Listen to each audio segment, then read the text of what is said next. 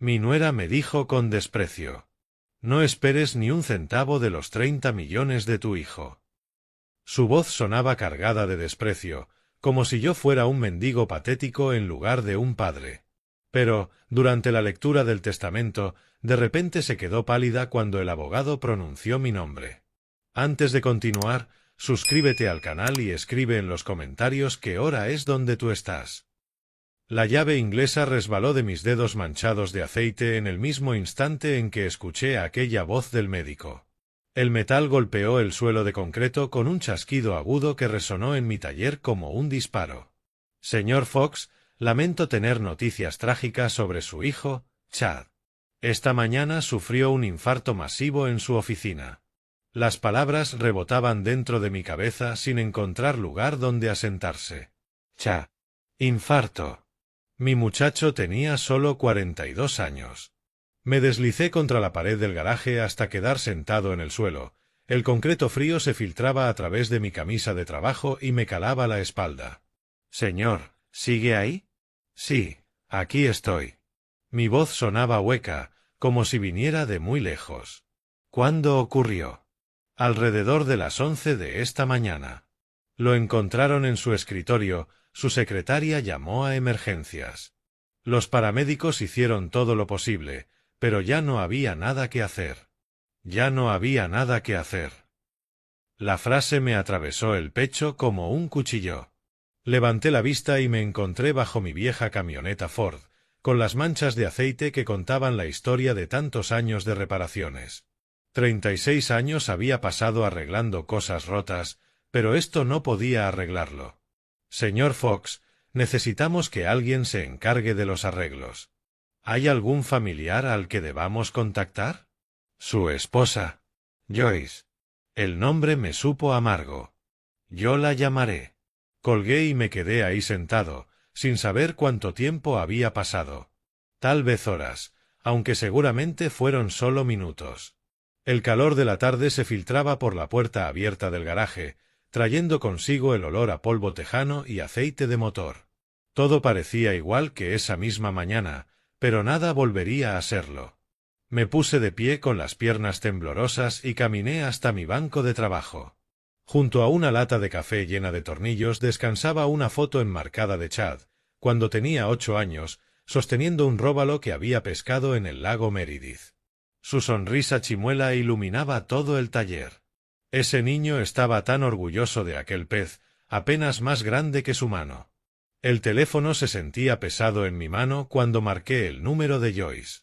Fue directo al buzón de voz. Ha llamado a Joyce Fox. No puedo atender en este momento. Deje su mensaje y le devolveré la llamada lo antes posible. Incluso su buzón sonaba frío, distante, profesional, como hablar con una máquina en lugar de con familia. Joyce. Soy Otis. Acabo de enterarme de lo de Chad. Por favor, llámame lo antes posible. Tenemos que hablar sobre los arreglos. Lo intenté de nuevo 20 minutos después. Nada. 1 hora más tarde, lo mismo. En el sexto intento mis manos ya temblaban, una mezcla de rabia y desesperación. Joyce, es la 6ª vez que llamo. Sé que estás ahí. Sé que no nos llevamos bien, pero esto ya no se trata de nosotros. Por favor, llámame. Lancé el teléfono contra la pared del garaje. Rebotó, se deslizó por el suelo y la tapa de la batería saltó. El silencio que siguió fue ensordecedor, como la presión del agua en lo profundo del mar. La foto de Chad me observaba desde el banco de trabajo. Allí seguía siendo mi niño. Antes de la escuela de negocios, antes de California, antes de Joyce, antes de que creciera la distancia entre nosotros como maleza en un jardín descuidado. Recogí las piezas del teléfono y las encajé de nuevo. La pantalla ahora tenía una grieta, pero aún funcionaba. Igual que mi vida, dañada, pero en marcha. La decisión se fue formando lentamente, como el óxido que se come el metal. No podía quedarme aquí en el garaje esperando a que Joyce decidiera si valía la pena llamarme. Chad era mi hijo. Mi único hijo. Margaret y yo habíamos esperado tanto por él, y fuimos tan felices cuando finalmente llegó. Saqué mi viejo bolso de lona del armario y empecé a empacar. 3 mudas de ropa, mi neceser de afeitar, la foto de Chad. Mis manos se movían solas mientras mi mente trataba de asimilar cómo sería mi vida a partir de ahora. Ya no habría llamadas de los domingos con Chad contándome entusiasmado sobre sus nuevos negocios inmobiliarios. Ya no llegarían postales de Navidad con fotos frente a casas cada vez más caras. Conduciendo sin detenerme, podía llegar a Los Ángeles en unas 12 horas. Lo había hecho una vez, para la graduación de Chad en la escuela de negocios. En aquel entonces Joyce aún fingía tolerarme, antes de que decidiera que yo no encajaba en su nueva vida. Doblé la foto de Chad entre 2 camisas. El cristal del marco tenía una pequeña grieta desde hacía años, cuando lo dejé caer. Nunca me molesté en arreglarla. Ahora lo lamentaba. El sol empezaba a caer, tiñendo el garaje de sombras alargadas. Mañana cerraría con llave este lugar y manejaría hacia el oeste. Hacia un hijo al que nunca volvería a ver, y hacia una nuera que desearía que yo nunca hubiera existido. Esa noche me senté en el banco de trabajo y lloré por el niño que se sintió el rey del mundo con aquel pez entre sus manos. La puerta de la camioneta se cerró de golpe justo cuando el primer resplandor del amanecer pintaba el cielo de Texas en tonos rosados. Pasé la noche empacando y desempacando, buscando mantener mis manos ocupadas mientras mi mente giraba en círculos. Mi vecina, la señora Henderson, me miraba preocupada desde su ventana mientras cargaba mis cosas. Le hice un gesto con la mano, pero no me detuve a explicar. ¿Cómo se le dice a alguien que tu mundo entero acaba de derrumbarse? La carretera se extendía frente a mí como una cinta interminable que no quería recorrer. La Interestatal 40 me llevaría a través de Nuevo México, Arizona y, finalmente, California. 12 horas de viaje con nada más que mis pensamientos, y los fantasmas de las conversaciones que nunca volvería a tener con Chad. Los kilómetros pasaban en un borrón de desierto. La radio ofrecía reportes de tráfico y clima, como si el mundo siguiera girando con normalidad. Estiré la mano hacia el dial, pero la retiré. El silencio parecía más honesto. En algún lugar cerca de Albuquerque, un recuerdo me emboscó. Chad a los 8 años, de pie en nuestro patio trasero, con un guante de béisbol demasiado grande para sus manos. Margaret colgaba la ropa detrás de nosotros, tarareando una melodía que ya no podía recordar. «Papá, ¿cuándo seré tan grande como tú?», me preguntó, mirándome serio. «Sujeta la pelota con las 2 manos, hijo. Llegará el día». Me arrodillé para ajustar su agarre. «Recuerda mantener la vista en la pelota, sin importar lo rápido que venga». Asintió con la seriedad que los niños ponen en lo que creen importante. Pasamos casi 1 hora lanzándonos la pelota mientras las sábanas de Margaret ondeaban como banderas blancas de rendición. El recuerdo me golpeó tan fuerte que tuve que detenerme en una parada de descanso. Me quedé en el auto, aferrado al volante, con las lágrimas empañando mi vista. ¿En qué momento dejamos de jugar? ¿Cuándo se volvió demasiado ocupado para su viejo? Largo viaje por delante, abuelo. El empleado de la gasolinera no tendría más de 20 años, y en sus ojos bondadosos vi un reflejo de Chad a esa edad. Voy a ver a mi hijo. Las palabras salieron antes de que pudiera detenerlas. Aunque supongo que ya es demasiado tarde. El chico comprendió sin más explicaciones. Lamento su pérdida, señor. Maneje con cuidado. De nuevo en la carretera, otro recuerdo me alcanzó. Chad, a los 25, llamándome para contarme sobre su primera gran venta inmobiliaria. Su voz sonaba eléctrica, igual que cuando perfeccionaba un nuevo lanzamiento de béisbol. «Papá, acabo de cerrar mi mayor negocio. Una propiedad de 2 millones en Beverly Hills». Yo estaba en este mismo garaje, con las manos hundidas en la transmisión de un vecino. «Eso es más dinero del que yo veré en toda mi vida, hijo. Quizá debería ir a visitarte, ver lo que has construido allá». Pero nunca lo hice. Siempre había otro auto que arreglar, otra excusa para quedarme en Texas, donde todo tenía sentido.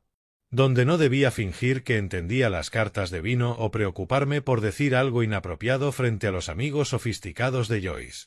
El paisaje fue cambiando a medida que avanzaba. Las llanuras tejanas dieron paso al desierto de Nuevo México, después a las montañas de Arizona. Cada kilómetro me alejaba de la vida que conocía y me acercaba a un mundo donde mi hijo había vivido y muerto, sin que yo llegara a conocer realmente en quién se había convertido. Al caer la tarde, Los Ángeles se alzaba en el horizonte. Los Ángeles se extendía ante mí como una placa de circuito hecha de luces. Las señales de la autopista apuntaban hacia Beverly Hills, hacia direcciones que parecían de otro universo comparadas con mi garaje en amarillo. Mi camioneta se sentía más pequeña, empequeñecida por los autos de lujo que me rodeaban como cardúmenes de peces caros. El vecindario de Chad era un laberinto de céspedes perfectos y casas que parecían museos más que hogares. En cada entrada había coches que valían más de lo que yo había ganado en los últimos 5 años. Palmeras bordeaban las calles como centinelas, sus frondas susurrando con una brisa que olía a dinero y secretos. Encontré la dirección y me detuve frente a unas rejas dignas de un castillo. A través de los barrotes se veía una mansión donde cabrían 3 de mis casas y aún sobraría espacio. Ahí había vivido mi hijo. Ese era el mundo que eligió en lugar de las cenas de domingo y el béisbol en el patio trasero. El motor de la camioneta chisporroteó al enfriarse. El único sonido en aquel silencio perfecto. Me miré en el espejo retrovisor. Camisa de trabajo arrugada por el viaje, barba de una noche sin dormir, los ojos enrojecidos por el cansancio y el duelo. No era precisamente la imagen del suegro de Beverly Hills, pero había llegado. Tras 12 horas de recuerdos y arrepentimientos, por fin estaba aquí. Inspiré hondo, probando el aire extraño del hogar que mi hijo había elegido, y extendí la mano hacia la manija. La reja electrónica zumbó como una avispa furiosa cuando me acerqué al intercomunicador. Columnas de mármol flanqueaban la entrada, cada una probablemente valía más que mi cheque anual del Seguro Social. Detrás de los barrotes, un acceso circular con fuente al centro dejaba ver el agua danzando bajo la luz dorada del atardecer. Presioné el botón y esperé. En algún lugar de ese palacio, Joyce decidía si yo merecía su tiempo. ¿Qué quieres? Su voz crepitó por el altavoz, afilada como vidrio cortante. Joyce, soy Otis. Maneje desde Texas. Tenemos que hablar sobre Chad. El silencio se tensó entre nosotros como un alambre.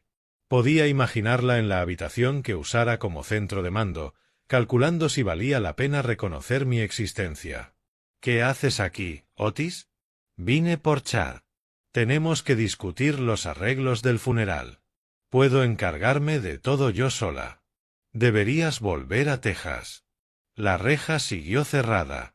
Detrás, las luces automáticas empezaban a iluminar el jardín, convirtiendo la mansión en algo salido de un cuento de hadas o de una pesadilla, según se mire.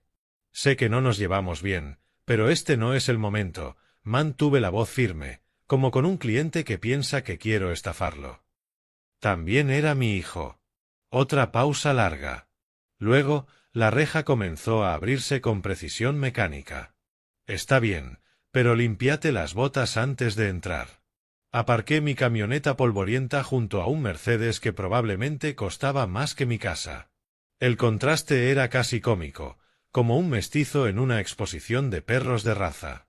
Me quité la gorra y me pasé la mano por el pelo cano, intentando parecer presentable para lo que fuera que me esperaba adentro.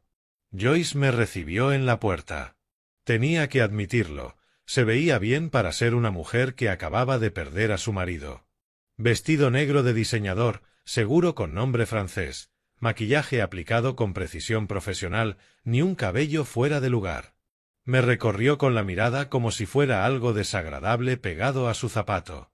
«Te ves terrible», dijo a modo de saludo. «Ha sido un día largo».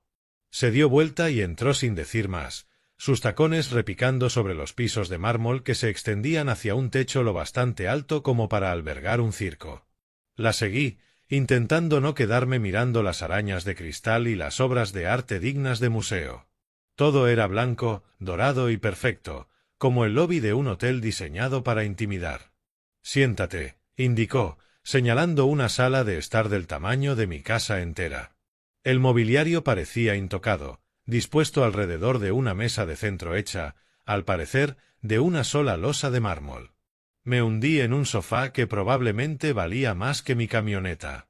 Mis botas de trabajo se veían ridículas sobre alfombras persas que costaban más que los coches de la mayoría. Joyce permaneció de pie, conservando la altura y la ventaja, literal y figurada. Ya empecé con los arreglos, dijo, con un tono que sugería que yo era una interrupción indeseada. La funeraria, el servicio, todo. Está bajo control. ¿Y el entierro? Chad nunca me dijo que quería. Será cremado. Es más práctico. Lo dijo como si hablara del servicio de recolección de basura. Aquí realmente no hay nada que tú tengas que hacer, Otis. Agradezco que hayas venido, pero puedo encargarme de todo. Miré alrededor. A través de los ventanales de piso a techo se veía el jardín con cancha de tenis y piscina. Esta era la vida que mi hijo había construido, el mundo que había elegido. Era impresionante, debía admitirlo. También era frío como una morgue. ¿Cuándo es el servicio? El viernes. Muy pequeño, muy privado, solo unos pocos amigos cercanos. El mensaje era claro, tú no estás invitado. Pero había conducido 12 horas y no iba a dejar que me despachara como a un vendedor puerta a puerta. Joyce, no pido mucho. Solo quiero despedirme de mi muchacho. Por primera vez desde que llegué, algo parpadeó en su expresión. No era calidez, exactamente, pero tal vez un reconocimiento de que trataba con un ser humano y no con una molestia. Está bien. Viernes a las 2, en Sunset Memorial Chapel, sobre Wilshire Boulevard. Se sentó frente a mí, en el borde del sillón, como lista para escapar en cualquier momento. Pero esto no cambia nada entre nosotros. Nunca esperé que lo hiciera. Nos quedamos un momento en un silencio caro. Afuera, las luces empezaban a titilar por toda la ciudad. En algún lugar, la gente vivía vidas normales, con problemas normales. Los envidié. Debería buscar un motel, dije, poniéndome de pie. Mañana paso por si hay algo que discutir. Joyce me acompañó hasta la puerta, manteniéndose a distancia como si yo fuera contagioso. En el umbral se detuvo. Sabes, Otis, Chad dejó una buena fortuna. Yo me encargaré de sus negocios, por supuesto. Hay mucho que gestionar. La forma en que lo dijo sonó a advertencia, como si estuviera marcando territorio, fijando fronteras que no debía cruzar. Asentí y caminé de regreso a mi camioneta, sintiendo su mirada en la nuca hasta que crucé la reja. Al alejarme, miré la mansión por el retrovisor, iluminada como un crucero en la oscuridad. Mi hijo había vivido allí, había caminado sobre esos pisos de mármol y mirado por esos ventanales. Construyó esa vida, esa fortuna, ese mundo perfecto. De algún modo, en todo eso no hubo espacio para su viejo. Recordé entonces lo que había visto un poco antes, cuando me dejó pasar más adentro de la casa, antes de que decidiera irme a buscar un motel. El piso de mármol se sentía frío bajo mis botas gastadas mientras Joyce me guiaba más profundamente al mundo de Chad. Cada paso retumbaba en el pasillo enorme, rebotando contra paredes cubiertas de obras que probablemente costaban más que mi casa. Joyce se movía con la seguridad de quien posee todo lo que toca. Sus tacones marcaban un conteo regresivo hacia algo inevitable. Este era el despacho de Chad, dijo, empujando unas puertas pesadas de roble. Pasó aquí la mayor parte del tiempo al final. La habitación me cortó la respiración. Ventanales de piso a techo daban a las luces de la ciudad, y cada superficie relucía con un éxito que yo nunca había visto de cerca. Estanterías con premios empresariales, fotos de Chad dando la mano a gente con trajes caros, y un escritorio enorme dominando el centro como un altar al logro. Joyce tomó un marco de cristal con una foto de Chad en una gala benéfica. Ambos vestidos de etiqueta que costaba más que mi camioneta. Adoraba estos eventos. Éramos una pareja poderosa. Estudié la foto. Chad se veía distinto de la última vez que lo vi, más delgado, más viejo, aunque sonreía para la cámara. Nunca me habló de estas fiestas. Chad no hablaba mucho de su vida social se detuvo, dejando la frase colgando como una cuchilla. Bueno, estaba muy ocupado. Se acercó al escritorio y empezó a sacar papeles y agendas. Tenemos que finalizar los arreglos. La funeraria necesita decisiones hoy. ¿Qué hay del entierro? Margaret está enterrada en el cementerio Rose Hill, allá en casa. Chad solía visitar su tumba cuando era pequeño. La risa de Joyce fue cortante, como cristal rompiéndose. Chad siempre quiso cremación, no entierro. Me lo dijo muchas veces. No. La palabra me salió más dura de lo que pretendía. Me dijo que quería estar junto a su madre en el cementerio. Tú no sabes lo que quería estos últimos años, Otis. El calor me subió al pecho. Tal vez no, dije, pero lo conocí 42 años, y tú lo has conocido por... La frase quedó en el aire, pesada como un yunque, mientras el resplandor de la ciudad seguía parpadeando detrás del vidrio. 2 años. Su sonrisa podría haber congelado el agua. 2 años como su esposa cuentan más que décadas como un padre distante. Las palabras me golpearon como puñetazos. Me aferré al borde del escritorio de Chad, sintiendo la madera pulida bajo mis dedos encallecidos. Cada trofeo, cada premio, cada símbolo de éxito me miraba desde los estantes como jueces que me encontraban insuficiente. «Mira esto», dijo Joyce, levantando el teléfono de Chad y desplazándose por sus contactos. Socios de negocios, inversionistas, amigos del club de campo. 200 nombres de personas que importaban en su mundo. Ahora ella recorría la lista con indiferencia, borrando a quienes consideraba indignos. Este no lo ve desde hace meses. Este otro es solo un conocido de golf. Mantendremos el servicio pequeño, elegante. Observé cómo reducía las relaciones de mi hijo a simples tildes en una lista privada. Cada nombre eliminado era como otro pedazo de Chad que desaparecía, otro lazo roto por su juicio frío. ¿Y sus amigos de la universidad? ¿Los muchachos con los que creció? Esas personas no encajan en la imagen que queremos presentar. Imagen. No memoria, no amor, no respeto por el difunto. Imagen. Joyce hacía llamadas a funerarias mientras yo me hundía en una silla de cuero que probablemente costaba más que mi pensión mensual. Sus conversaciones eran precisas, profesionales, logísticas, sin un atisbo de duelo. Hablaba de las flores como si fueran víveres, escogía la música como quien elige papel tapiz. La velación será el jueves en la tarde, el servicio el viernes por la tarde, anunció al colgar. Todo está arreglado. ¿Puedo contribuir en algo? ¿Ayudar con los gastos? Otra de esas risas heladas. Otis, este funeral costará más de lo que ganas en 2 años. No te preocupes por el dinero. Yo me encargaré de todos los asuntos financieros de Chad de ahora en adelante. La manera en que lo dijo me hizo estremecer, como si ya estuviera gastando un dinero que ni siquiera había sido legalmente transferido. Terminamos de arreglar los detalles con sonrisas tensas y falsa cortesía, cremación en lugar de entierro, flores caras en lugar de simples arreglos, una lista de invitados depurada de cualquiera que pudiera recordar al niño que Chad había sido.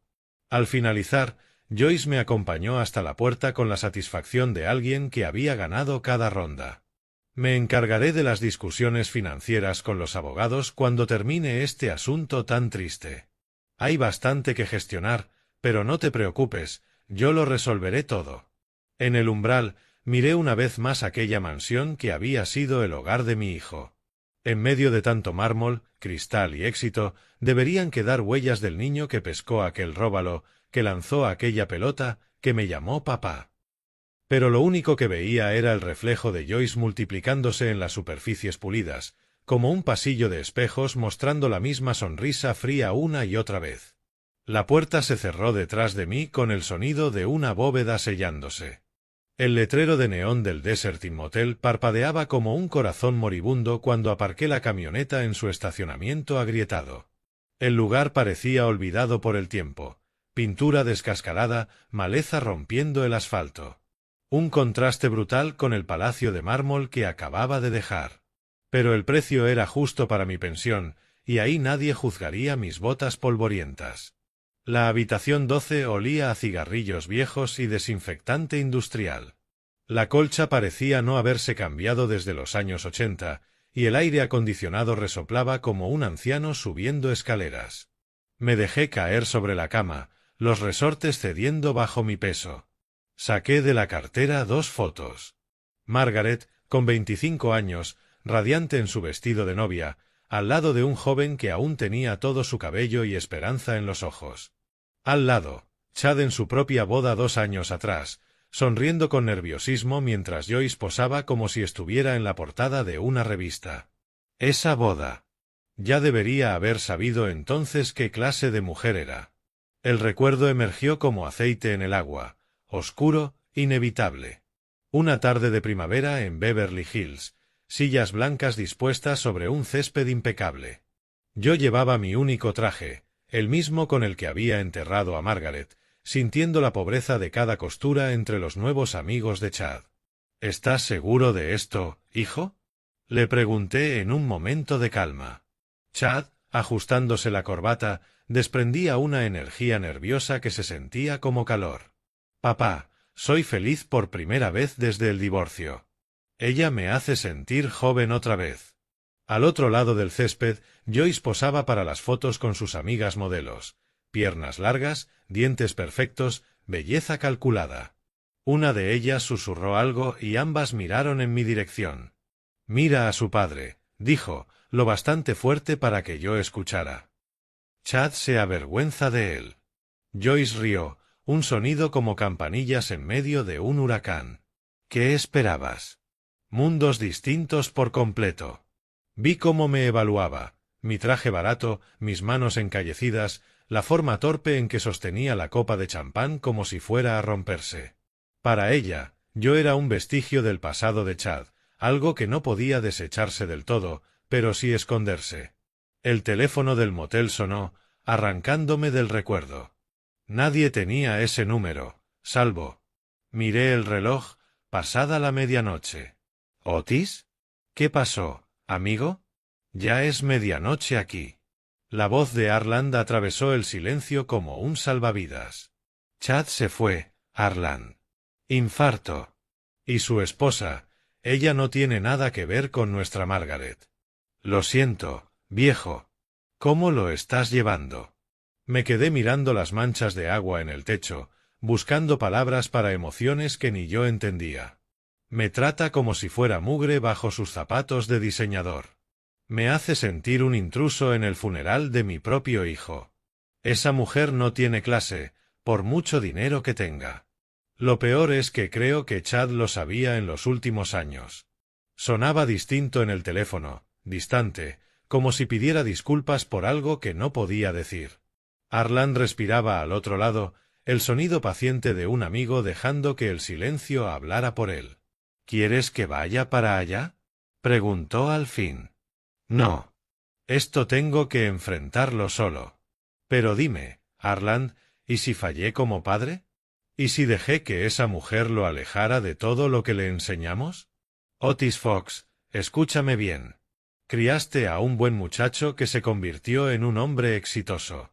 No dejes que una cazafortunas te haga cuestionar 42 años de ser un padre. Tras colgar, me quedé tumbado en la oscuridad, escuchando el tráfico de la autopista, el zumbido constante de una ciudad que nunca dormía. En pocas horas tendría que volver a enfrentar a Joyce, sonreír por compromiso en el funeral de Chad, fingir que éramos familia y no simples extraños unidos por la sangre y la pena. La foto de Margaret atrapaba la luz de la calle desde la ventana. Si ella estuviera aquí, sabría qué decirle a Joyce, cómo manejar la situación con gracia en lugar de tropezar como yo. Margaret tenía una fortaleza tranquila capaz de hacer que hasta los demonios se comportaran como ángeles. Pero Margaret se había ido, Chad también, y yo estaba solo en un motel barato intentando encontrar la manera de enterrar a mi hijo con dignidad mientras su viuda me trataba como a un sirviente.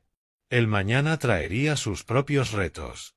Esa noche lo único que podía hacer era aferrarme al recuerdo de Margaret y confiar en que me diera fuerzas para lo que Joyce tuviera planeado. El reloj marcaba 12:47 de la noche cuando por fin cerré los ojos. La mañana siguiente, el sol proyectaba largas sombras sobre el estacionamiento de la funeraria Eternal Rest mientras yo me ajustaba mi única corbata negra frente al espejo retrovisor de la camioneta. El jueves había pasado en un borrón de compras en una tienda de segunda mano, buscando un traje decente y evitando las llamadas de Joyce con detalles de último minuto. Ahora era viernes, con todo el peso de la finalidad cayendo sobre mí. Dentro de la funeraria, el aire estaba cargado con el aroma de los lirios y las conversaciones en susurros. Joyce dominaba la entrada, rodeada de mujeres en vestidos negros de diseñador y hombres con trajes de $1000. Había convertido el duelo en una ocasión social, con besos en el aire y miradas calculadas. Firmé el libro de visitas con una pluma que probablemente costaba más que mi presupuesto de comida de la semana y me senté en las últimas filas.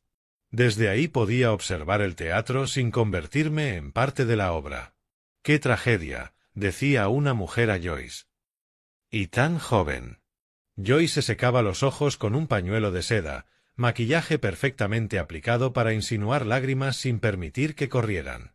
Chad trabajaba tanto que su corazón no resistió la presión. Un hombre en traje italiano se acercó con sus condolencias. «Joyce, si necesitas ayuda para manejar el portafolio de Chad, sus propiedades...». «Eres muy amable, Robert. Yo me encargaré de todo personalmente». «Por supuesto. Todo personalmente». Como si la vida de Chad fuera un negocio que había heredado junto con su muerte. La observé moverse por la sala, aceptando condolencias como si fueran tributo. Cada conversación era un delicado equilibrio de duelo fingido y estrategia social. Esas personas